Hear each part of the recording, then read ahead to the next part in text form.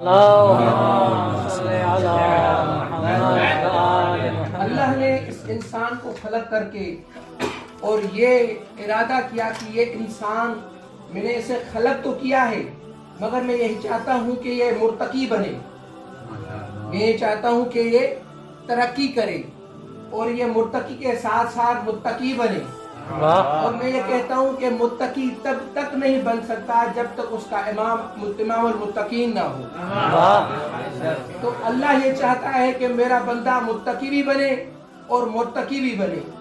اب یہ چاہت جو ہے تو انسان جب اپنے آپ کو دیکھتا ہے تو اللہ نے اسے فضول خلق نہیں کیا ہے۔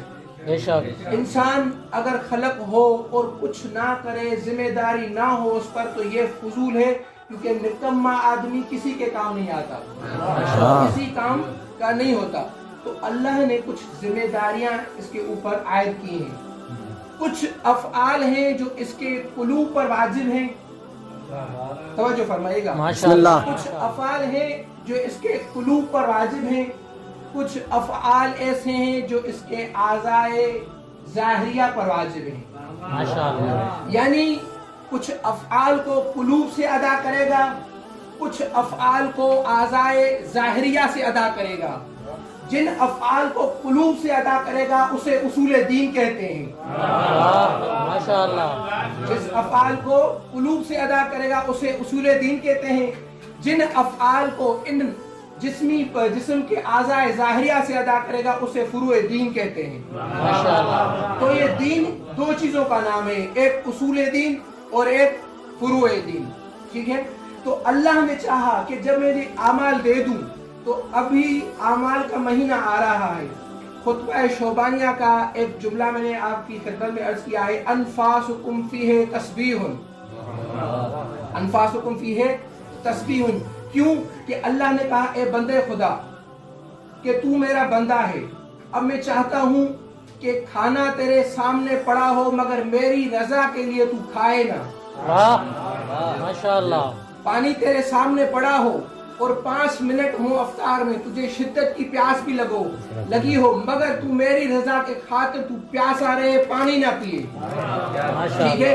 اور ہر دور میں، ہر وقت، ہر ٹائم پر دن ہو تو اپنے نفس کو ہر جگہ قتل کرے کہ تاکہ میں راضی ہو جاؤں، ٹھیک ہے؟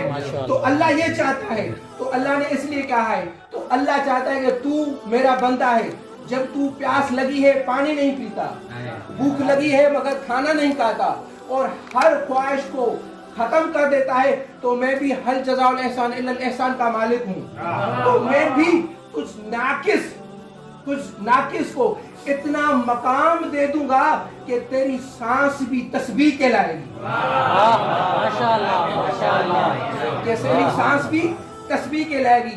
اب میں ایک جملہ نقل کرتا جاؤں کہ حضرت موسیٰ نے کہا تسبیح کرنا، ذکر کرنا چھوڑ دیا، تو اللہ نے کہا کہ اے موسیٰ تو نے تسبیح چھوڑ دی ہے، ذکر چھوڑ دیا۔ اس نے کہا کہ جب میں صائم ہوتا ہوں تو خوشبو اچھی نہیں ہوتی منہ کی، کیونکہ انسان بھوکا بھی رہتا ہے، پیاسا بھی رہتا ہے، تو اس نے کہا میں اس سے تجھے جلیل سمجھتا ہوں کہ میں اس منہ سے تیرا ذکر کروں۔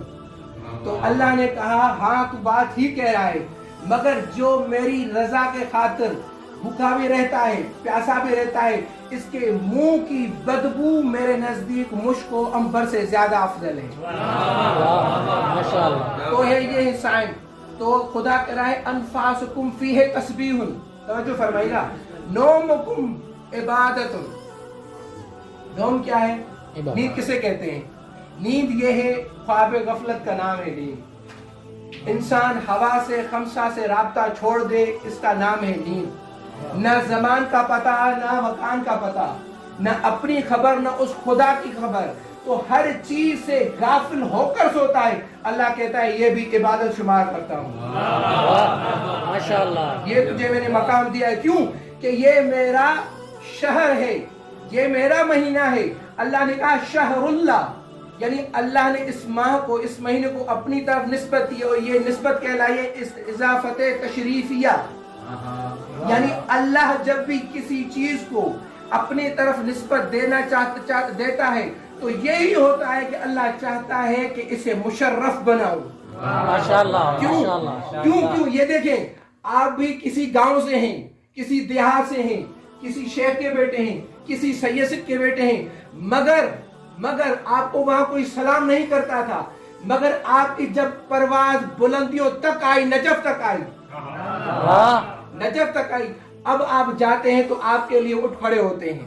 माशाअल्लाह। पहले कहते हैं आप बैठे हैं, फिर हम बैठते हैं। क्यों कि जर्रा जब नजफ अशरफ पर पहुंचता है, जब जर्रा नजफ अशरफ तक आता है तो वो जर्रा नहीं गोहर कहलाता है। माशाअल्लाह, माशाअल्लाह। ठीक है, तो अल्लाह ने कहा अनफासुकुम फीहे तस्बीहुन व नौमुकुम इबादतुन, मगर हाँ क्योंकि ये इतनी ज़हमतें कर रहा है, ये साइम जो है, रोजेदार जो है, अल्लाह का अब्द जो है, मखलूक जो है, मादूम से जो वजूद में आए, इतनी ज़हमतें कर रहा है, फिर अल्लाह कह रहा है तुम्हारी सांस तस्बीह है। मगर इमाम सादिक फरमाते हैं हाँ मगर ये बंदा अकेला ऐसा नहीं है, ये बंदा अकेला ऐसा नहीं है, एक और भी है जिसकी सांसें नहीं तस्बीह शुमार होती हैं। तो मौला से पूछते हैं दस्ते अदब जोड़ के, मौला वो कौन बंदा है? मौला फरमाते हैं नफसुल महमूम लिजुल्म ना तस्बीहुन, जो भी हम अहल बैत अलैहिस्सलातु वस्सलाम के मजालिम पर सोच के गम ख्वार बन के सांस लेता है, अल्लाह कहता है ये भी तस्बीह शुमार होती है। माशाअल्लाह, माशाअल्लाह, माशाअल्लाह। अब देखें कि खाना नहीं खाया अज़ादार ने, रात की रोटी भी मुश्किल है, ठीक है, और आप जो हालात जानते दुनिया की मशाकिलें, मगर जब भी मुहर्रम आता है हर चीज छोड़कर वो हुसैन को रोने आता है। तो अल्लाह कहता है तेरी फजीलत ये है कि तू सांस लेगा, मैं अल्लाह उसे तस्बीह शुमार करूंगा, तस्बीह शुमार दूंगा। ठीक है, अब आगे बढ़ते हैं कि सांस, ठीक है, तस्बीह नफसुल महमूद। एक बंदा, नॉर्मल बंदा दिन में कितनी बार सांस लेता है? एक मिनट में 20 मरतबा सांस लेता है, एक घंटे में 1200 मरतबा सांस लेता है। इस हिसाब से पूरे दिन में वो तकरीबन 3000 तक सांस लेता है। तो कमाल देखो अज़ादारी हुसैन का कि वो अज़ाए हुसैन में दिन गुजारता रहे, अल्लाह उसकी तस्बीहात शुमार करता रहता है। माशाअल्लाह, माशाअल्लाह। और आप उलमा हैं, फुजला हैं, मकान को जब सजदेगाह बनाते हैं तो उसकी अजमत और बढ़ जाती है, यानी मुसल्ला बना दे, सजदे मस्जिद बना दे तो उसकी अजमत और बढ़ जाती है। क्यों कि शरफुल मकान बिल मकीन होता है, ठीक है, शरफुल मकान बिल मकीन होता है।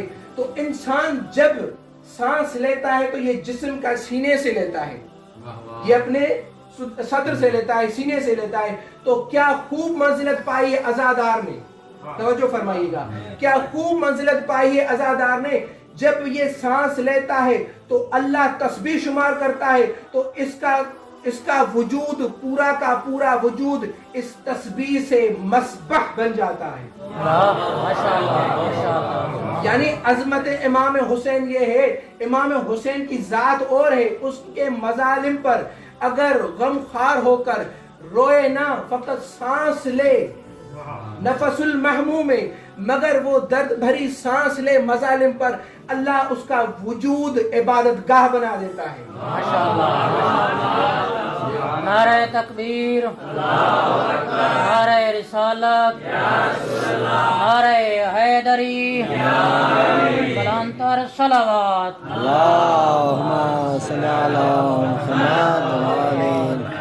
तो ये मंजिलत पाई है उसने, ठीक है।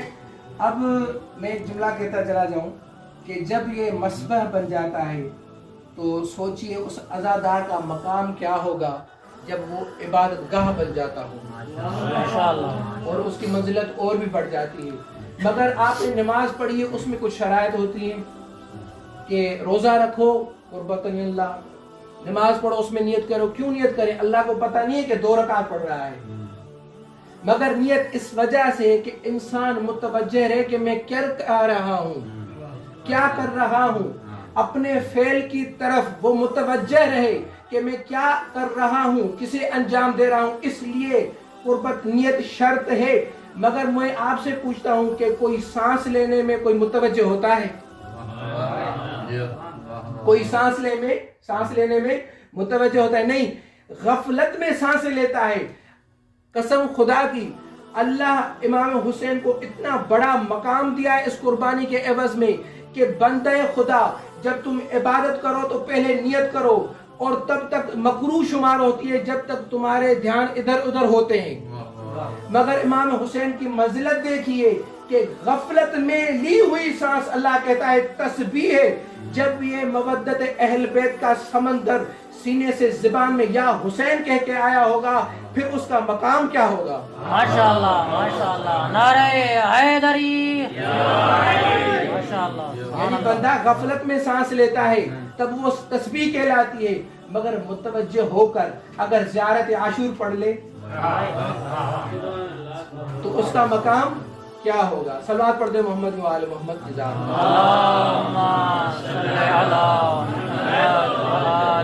اور یہ آپ جانتے ہیں نفس المحموم لظلم تسبیح کوئی قید نہیں ہے.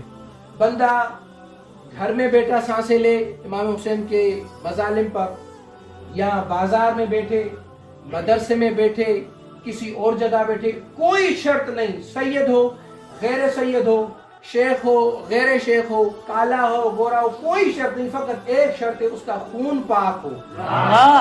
ماشاءاللہ سبحان اللہ. اہل بیت کی محبت اور عزاداری بھی طاہر ہے وہ اور یہ طاہری ظرف میں آتی ہے نجس ظرف میں نہیں آتی.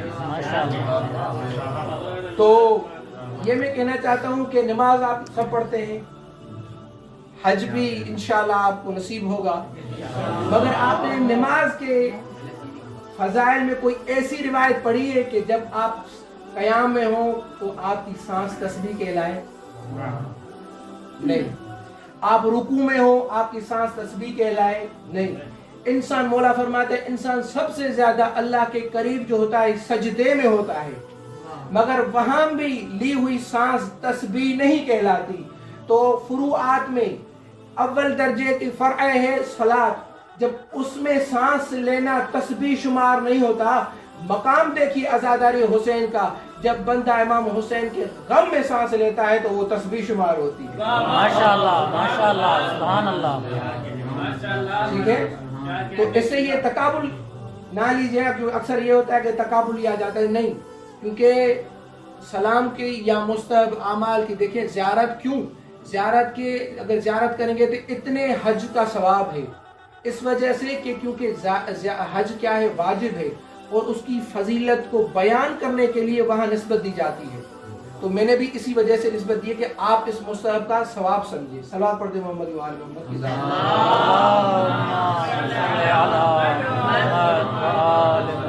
اور اللہ کی زبان نے لسان اللہ نے کہا کہ نفث المحموم لظلمنا تسبیح. امام صادق فرماتے ہیں کہ وہ سانس لینا تسبیح شمار ہوتا ہے. تحمید بھی تو کہہ سکتے تھے. امام کا کلام ہے کلام الامام امام الکلام ہوتا ہے اور وہ بغیر حکمت کے کوئی الفاظ بھی نہیں چنتے. تو امام نے تسبیح کہا ہے تحمید کیوں نہیں کہا, تمجید کیوں نہیں کہا, تحلیل کیوں نہیں کہا. جب میں نے اس پر غور کیا اور پڑھا کہ سارے اذکار میں سب سے افضل ترین جو ذکر ہے وہ تسبیح کا ہے. تسبیح کا ہے. اور اللہ کہنا یہ چاہتا ہے کہ اے حسین تو نے میرے لیے ساری افضل ترین شخصیات کو قربان کر دیا تو میں بھی اللہ ہوں ہل جزاء الاحسان الا الاحسان کا کرتا ہوں تو میں بھی سب سے افضل ترین اذکار رکھوں گا جو تجھ پر روئے گا. اور یہ تسبیح کی معنی کیا ہے؟ بس ایک جو جملے انشاءاللہ آپ کی ذمت تمام. تسبیح کی معنی کیا ہے؟ تسبیح کی معنی سبحان اللہ, یعنی میں اعلان کرتا ہوں کہ اللہ ہر عیب سے پاک ہے. میں یہ اعلان کرتا ہوں کہ اللہ ہر نقص سے پاک ہے. میں اعلان کرتا ہوں کہ ہر اللہ عیب سے ریب سے پاک ہے. یعنی جتنی بار وہ تسبیح لیتا ہے اللہ کی سبحانیت کا اعلان کرتا ہے. تو یہ میں جملہ کہتا چلا جاؤں کہ جتنی جتنی مرتبہ وہ امام حسین کی عزاداری میں سانسیں لے گا اتنا ہی موحد بنتا چلا جائے گا. ماشاءاللہ ماشاءاللہ. یعنی عزاداری بھی ایک وہ ذریعہ ہے جس سے بندہ موحد بنتا ہے. اور علماء فرماتے ہیں اگر آپ چاہتے ہیں کہ امام زمان کی ظہور میں تعجیل ہو تو سب سے زیادہ عزاداری کریں. کیوں کہ عزاداری غصب ولایت پر احتجاج ہے، اس لیے ہم جتنی عزاداری کریں گے اللہ اسے تسبیح شمار کرتا ہے. صلوات پڑھتے محمد و آل محمد. اللہم صلی علی محمد. آخری روایت کہ کافر اگر امام حسین پر سانس لے، گریا کرے، روئے، کیا اسے بھی ثواب مل سکتا ہے؟ جزا مل سکتی ہے. تو اس میں کوئی قید نہیں، کافر ہو، سکھ ہو، کوئی بھی مذہب کا ہو، امام حسین پر جو بھی روئے گا اللہ اسے اس کی جزا دے گا. ہاں یہ ہے کہ کیفیت جزا و نوعیت جزا مختلف ہو سکتی ہے کہ مومن کی اور ہو، منافق کی اور ہو.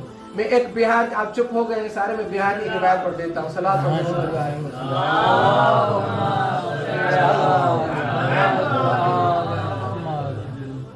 بہار میں ایک روایت ہے کہ یہودی نے پوچھا امام علیہ السلام سے کہ یا علی وہ کون سی چیز ہے جو اپنے صاحب کو لے کے چلی اور اقطار الارض تک اسے سفر کروایا؟ تو امام نے فرمایا وہ حضرت یونس ہیں. مچھلی کے پیٹ میں تھے اور بحر مصر سے و دجلہ سے گزرتی گزرتی وہ تحت سرا آ گئی. یہاں تک وہ مچھلی آ گئی کہ وہاں جہاں پر قارون کو عذاب دیا جاتا تھا وہاں تک پہنچ گئی. اور عذاب کیا تھا؟ حضرت موسیٰ سے پہلے قارون ہلاک ہو چکا اور اسے ایک مرد کے قامت کے مطابق اسے دھسا جاتا تھا زمین میں. یہ عذاب تھا. جب اس نے قارون نے دیکھا کہ ایک کوئی شخص ہے، آدمی ہے، اس کی آواز آ رہی ہے، وہ تسبیح کر رہا ہے، تو اس نے ملک سے کہا کہ وہ مجھے دکھاؤ تو یہ تو آدمی کی آواز ہے. جب اللہ نے وحی کی ملک پر اور کہا کہ اسے دکھایا جائے، تو جب حضرت یونس اس کے سامنے تھے تو اس نے کہا تم کون ہو؟ من انت؟ تو اس نے کہا میں یونس ہوں. سارا قصہ بیان کیا. اس قارون نے پوچھا کہ موسیٰ بن عمران کا کیا ہوا؟ اس نے قصہ بتایا اور کہا کہ وہ دنیا سے چلے گئے. پھر ہارون کا قصہ بتایا، پھر کہا وہ بھی چلے گئے. پھر ان کی ایک عورت تھی وہ بھی چلی گئی. تو قارون نے کہا وا اسفا علی آل عمران. وہاں پر ندبہ کیا، وا ندبہ کے لیے آتا ہے، ٹھیک ہے. تو اس نے افسوس ظاہر کیا کہ ان پر اتنی مشاکل آئی. تو اللہ نے کیا کہا؟ فشکر لہو ذالک. اللہ نے اس چیز کا شکر ادا کیا. توجہ فرمائے گا کہ تھا قارون اور اس نے آل عمران پر، ان کے مظالم پر افسوس کیا. اللہ نے کہا ملک سے جو تو اسے دنیا میں عذاب دیتا ہے وہ معاف کر دے. تو وہ جب آل عمران تھی، جب آل محمد پر انسان گریا کرے اور وہ بھی عزادار مومن گریا کرے. یہ جملہ لکھا ہے خصائص حسینیہ والوں نے. جب صحن فاطمیہ میں آپ جائیں تو فاتحہ ضرور پڑھیں.